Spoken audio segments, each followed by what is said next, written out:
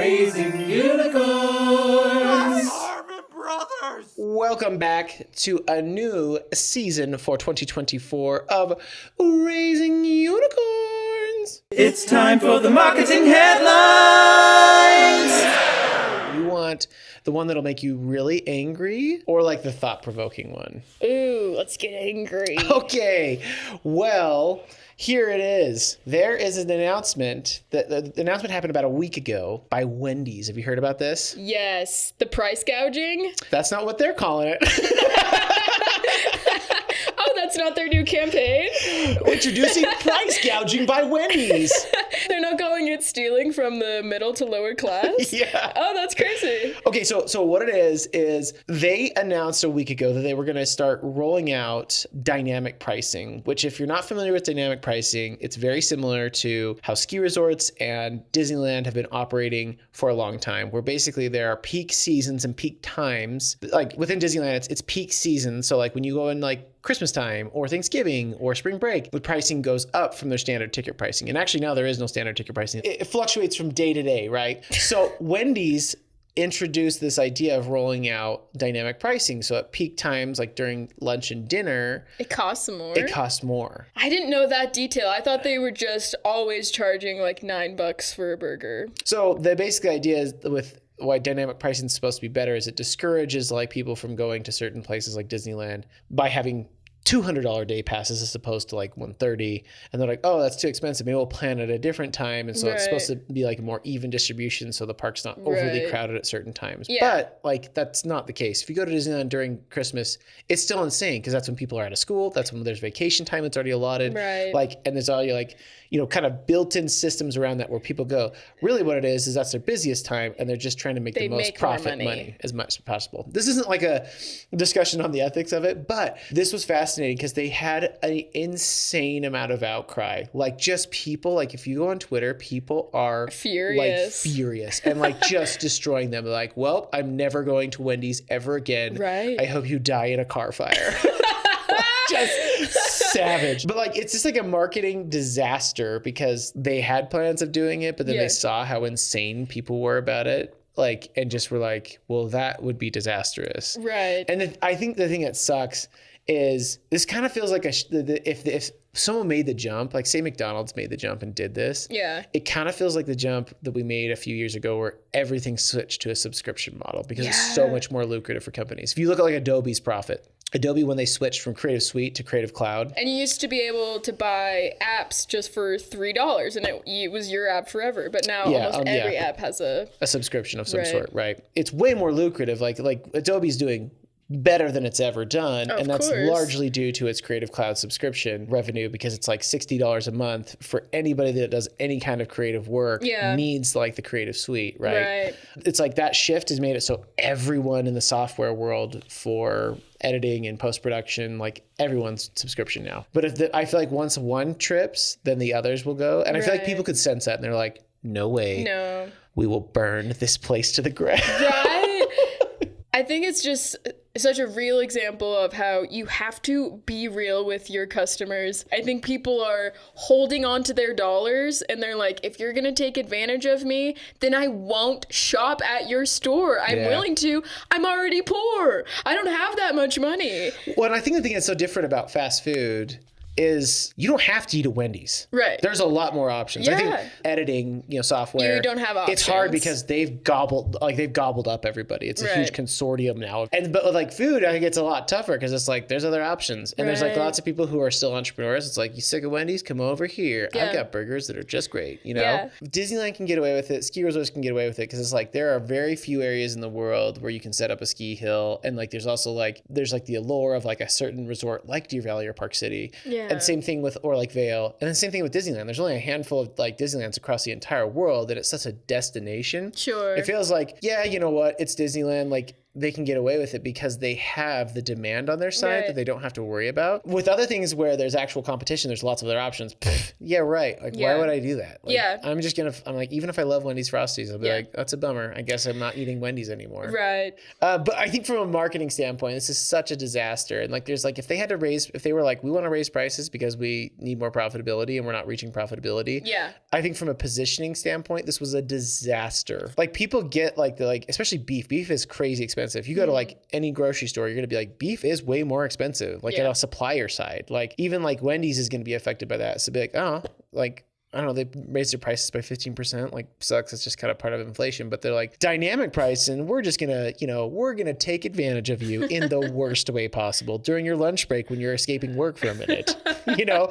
Just like, I think from like a positioning standpoint and like a brand perception standpoint, this is pretty damning. And like, I don't know how long term it'll be because they played it off and they're just like, never mind. But like, already in my mind, that is like billions of dollars worth of damage on the long term of like the fact that the CEO even like seeded that is now like you've lost so much trust with everyone there. It's like, well, if they were considering that, what else would they do? Were they just like trying to screw people over to like make more money? Okay, let's move on. We spent way too much time on that. Sorry, Keith. Okay. So base is a luggage, a luxury luggage. What?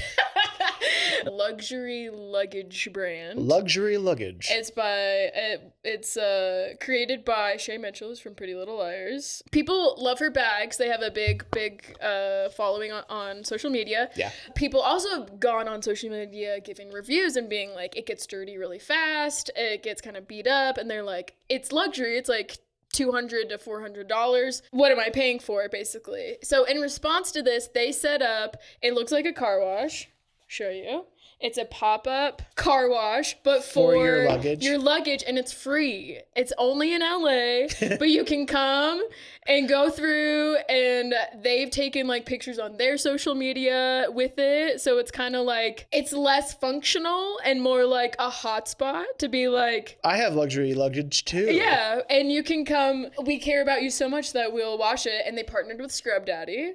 Oh, nice. Which is pretty cool. And they're like, look how easy it is to clean with a Scrub Daddy. Really, even though most people probably won't use the pop-up, they've been using it on their, they've been making videos there to be like, how easy is it to clean? Right? That's like really what they're showing. Which is hilarious because it feels like this is a tremendous amount of effort from like, we made a crappy product that gets dirty super easy. By the way, luggage, like if you ever been inside of a luggage handling area. Oh, yeah. It's disgusting. It's so gross. Like there's these conveyor belts that have been used for literally nonstop for decades that like people are touching things. There's, all sorts of luggage is covered in who knows what. I feel like every set of luggage gets like, scuffs and stuff.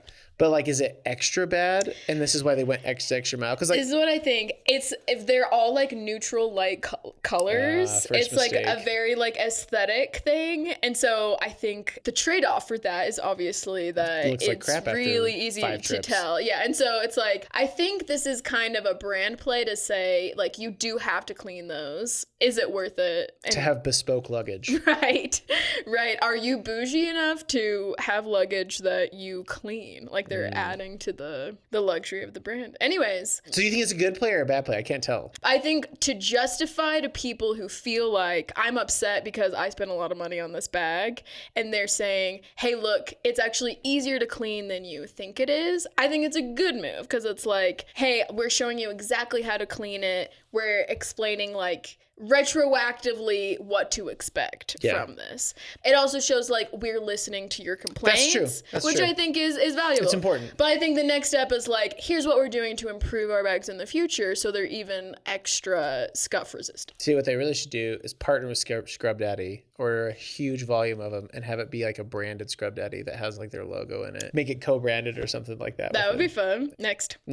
You ready for this? Yes. Okay, this is like a thinker one, Shae, because like this is something that's interesting because I'm actually talking at a conference in March about this. This is one of the topics on the panel that we're talking about. Fascinating. Most people have thought about like there's two parts of building a company. There's like the brand building part. It's like raising awareness, like positioning. And then there's like the commerce side. It's like, how do you sell this thing, right? And Harmon Brothers has always been kind of a blend of like both where we're like trying to get sales and branding, right? And it's really interesting because there's this like big kind of movement where everything is now converging into one with online shopping. And so many people are going off of places where traditional branding advertising was seen. And so much more is now going into digital like platforms first. And so much more integration is happening where they can track those like actions to back to purchases.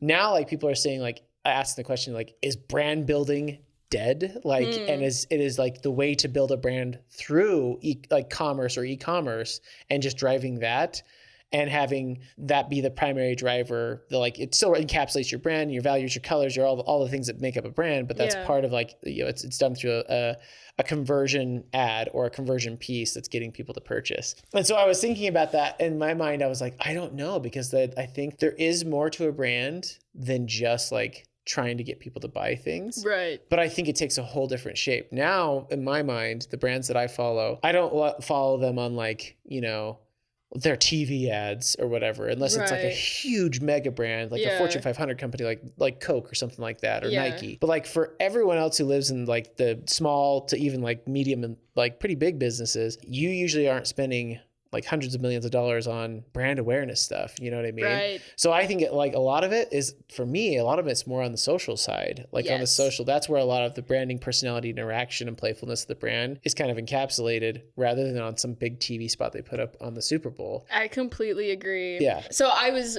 thinking about ads that have actually made me buy something. And most of them have been people that I have been watching like for months that I'm like, I genuinely trust them. And it's not every influencer, right? Because like a lot of influencers, I'm like, I don't trust shills. you. You're fun. I like watching your content, but I think you're a shill. No offense. And I get it. Get the bag. Get the money. But like, get it, girl. I'm not gonna click that button. But there are people where I'm like, oh, I trust you with my life. I think in a way that has replaced some of the branding, because instead of like Tony the Tiger, you're like, I love that guy. It's like this influencer that you feel like, you know, you have a parasocial relationship with, unhealthy, but lucrative. Is that so funny how like you feel like you know people? And it's so funny because I think a lot of content people follow is because they relate to it.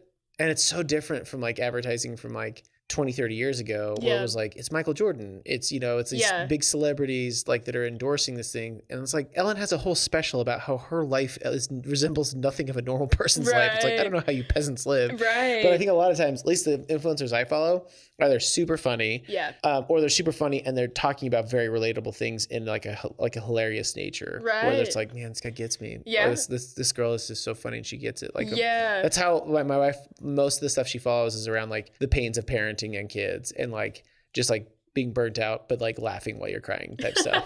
But like, I think that's like why I think people follow those people. It's so different than it was 20 or 30 years ago. And then it also makes it so easy. It's like, I'm watching Parents. And so then if you're like, they get me. Yeah. And then the parent is like, oh, I found this diaper that fixes this problem, that I you know that I have kids and this actually helps. And then that there's so much more trust there. Then it's like, Tony the Tiger, you're not real. You don't eat breakfast because you're a cartoon.